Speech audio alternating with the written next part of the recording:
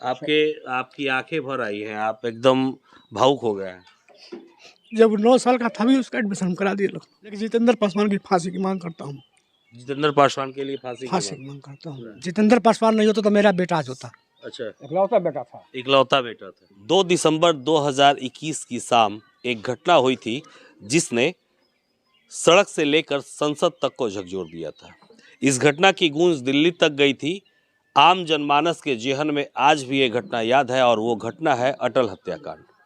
अटल हत्याकांड पर बात आज इसलिए हो रही है कि अटल हत्याकांड में शामिल 2 और आरोपितों को माननीय न्यायालय ने आजीवन कारावास की सजा सुना दी है।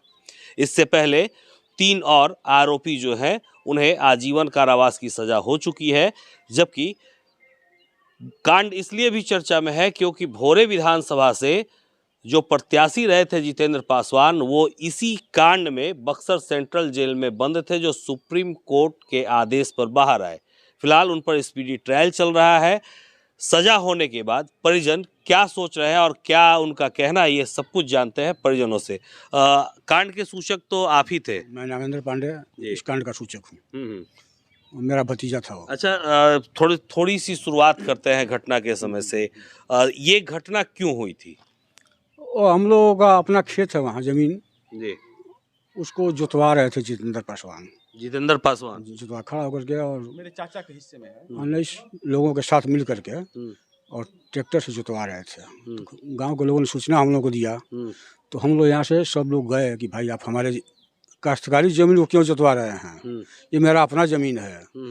इस पर उसने किम जोंग की तरह अच्छा किम जोंग की तरह अच्छा आदेश देते हुए हाँ ललकारते हुए बोला कि सबको घेर कर मार डालो कोई बचने न पाए। एकदम आदेश देते हैं। आदेश देते हुए हाँ चाकू हरवा हथियार से सारे लोग लैस थे। अच्छा, सारे आरोपी। आप वहाँ हाँ हम मौजूद भी थे? हाँ जी। अगर जितेंद्र पासवान नहीं होता तो ये घटना नहीं होती। नहीं हुई। मतलब ये बड़ी बात आप बोल रहे हैं। जितेंद्र पासवान नहीं होता तो मेरा बेटा आज होता। अच्छा, इकलौता बेटा था। इकलौता बेटा था। अच्छा, कहाँ पढ़ाई कर रहा था? लखनऊ।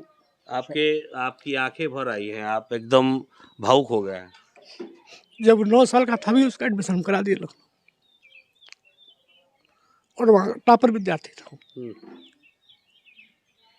और घटना से कितने दिन पहले घर आया था? 10-15 दिन पहले। 10-15 दिन पहले। वो तो उस वहाँ गया भी नहीं था, वो तो गया था देखने। उसका जनेऊ था। हाँ उसका जनेऊ था। हाँ। अच्छा, आप कितने भाई हैं? हम लोग 6 भाई। 6 भाई हैं और सबका दुलारा था अटल। सबका दुलारा इकलौता बेटा था। परिवार का ही नहीं, गांव का भी पूरा दुलारा। सब लोग। गांव में किसी से झगड़ा नहीं हुआ था। विद्यालय में झगड़ा नहीं था किसी से।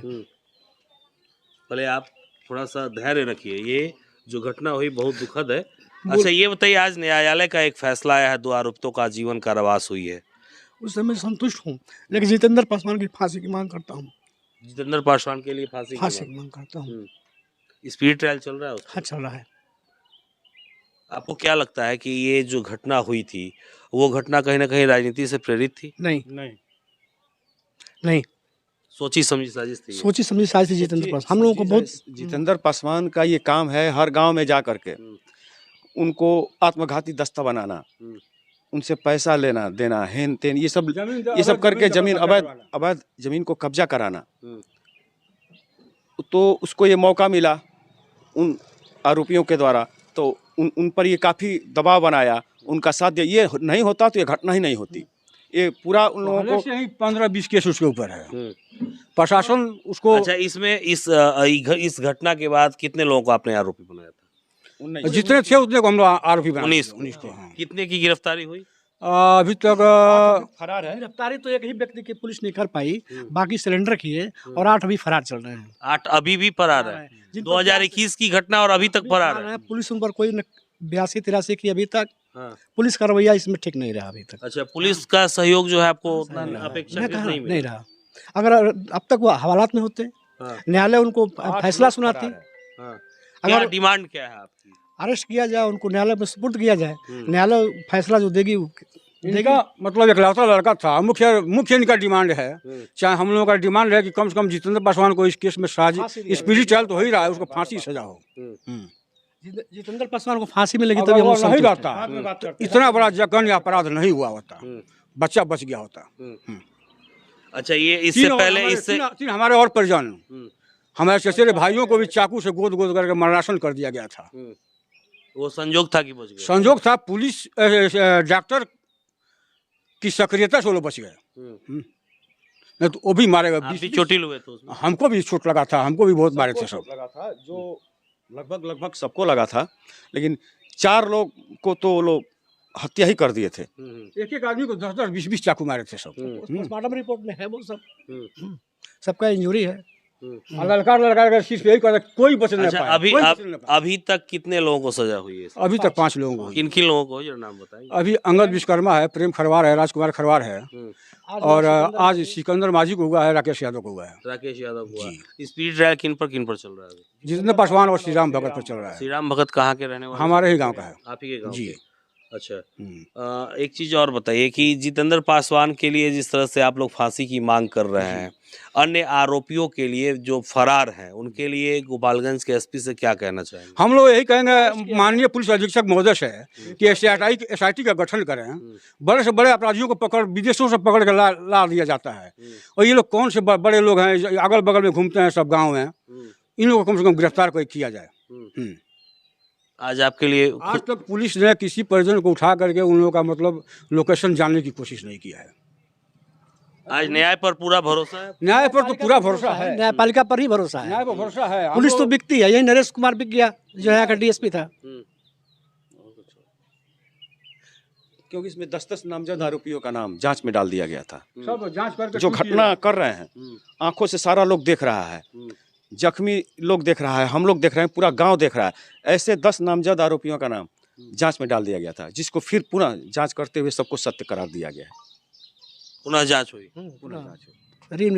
अच्छा, अंत में क्या कहना चाहेंगे? अंत में आप वही- पिता है, अटल के पिता है। जितेंद्र पासवान को फांसी के हम चाहेंगे ही बस, माननीय और न्यायालय से हाँ हम लोग मांग न्यायालय रहे से हम चाहेंगे, क्योंकि ये अगर ये नहीं होता तो ये कांडे नहीं होता।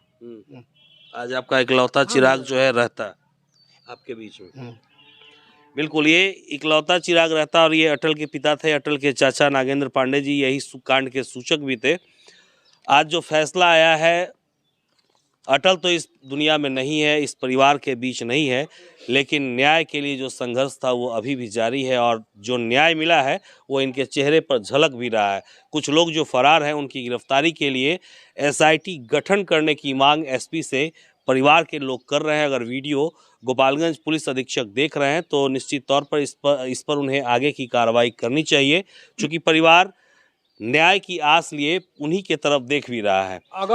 अगर वर्तमान थानाध्यक्ष से अगर सारे अभियुक्तों का घर का लोकेशन, घर की जानकारी ले ली तो नहीं बता पाएंगे। उनको पता ही इतनी नहीं। पुलिस निष्क्रिय है कि फलाना का घर कौन है, फलाना का घर कौन है। तो धीरे धीरे न्याय मिलता दबाव रहेगा। बनाना चाहिए इनको परिजनों पर कि उन लोग हाजिर करा दो, नहीं तो गिरफ्तारी के लिए इनको तैयार रहना चाहिए। कुर्की जब्ती करो उसका, है कि नहीं? जो फरार है उसका कुर्की जब्ती करो, वो भी नहीं करते हैं। अब सब हम ही लोग करेंगे जाके क्या कुर्की? तो इस कांड के जो मुख्य आरोपी हैं माले नेता के लिए एसपी ऑफिस का कम से कम सैकड़ों बार चक्कर लगाए हैं, डीएसपी का चक्कर लगाए हैं, थाने पर हर रोज जाते हैं। लेकिन इतनी पुलिस इतनी निष्क्रिय हो सकती है, ये समझ से परे है। जो इतनी जिस हम लोग इतना सक्रिय नहीं रहते तो हमको नहीं लगता है कि न्याय मिलता। एकदम न्याय की उम्मीद ही धूमिल थी। अब समझ लीजिए कि हम लोग एक एक आवेदन लेकर के 100 बार गए हैं, 3 साल तक जांच में रखा गया है। ये तो वर्तमान पुलिस अधीक्षक नहीं होते तो अभी भी जांच पूरी नहीं हो पाई होती। अभी तक नहीं हो पाई होती। अभी 2 महीना पहले पूरा मतलब हुआ है, 2 महीना इनसे पहले हम पूरा लोग को हुआ है। न्याय की उम्मीद है, इसलिए मान्यवर से हम लोग निवेदन करते हैं कि एसआईटी का गठन किया जाए और ये भगोड़े अपराधियों को पकड़कर सलाखों के पीछे किया जाए। बिल्कुल बिल्कुल। तो भगोड़े अपराधियों को पकड़कर सलाखों के पीछे किया जाए। और खास जो आप बार बार ये दोहरा रहे थे अटल के पिता चाचा कि माले नेता जितेंद्र पासवान के लिए जो नेता उसको मत बोलिए, नेता उसको कहा जाता है जो समाज का नेतृत्व करे, समाज के बारे में, विद्यालय के बारे में सोचे, सड़क के बारे में सोचे, शिक्षा स्वास्थ्य के बारे में सोचे। वो तो गांव-गांव झगड़ा लगाता है, उसको नेता मत बोलिए, नक्सलवादी है। मौके पर मौजूद रह करके इतनी बड़ी जगह ने घटना को अपराध कारित करा दिया। नेता उसको कहा जो विद्यालय खुलवाए, सड़क के लिए लड़े, शिक्षा के लिए लड़े, स्वास्थ्य के लिए लड़े, वो तो हत्यारा है। चलिए, तो जितेंद्र पासवान के लिए पूरा परिवार जो है एक सुर में फांसी की सजा की मांग कर रहा है। जितेंद्र पासवान और श्रीराम भगत के ऊपर पटना हाई कोर्ट के आदेश पर स्पीडी ट्रायल चल रहा है। फैसला कभी भी आ सकता है। इनकी निगाहें जो है दोनों सुप्रीम कोर्ट से बेल पर बाहर हैं। जी, इनकी निगाहें जो है वो कोर्ट की तरफ है कि कोर्ट का फैसला इन दोनों पर क्या आता है। अन्य आरोपितों की गिरफ्तारी के लिए एसआईटी की मांग है। तो पूरी खबर आपने देखी और आप इस खबर को लेकर क्या सोचते हैं, ये कमेंट सेक्शन में जरूर बताइएगा।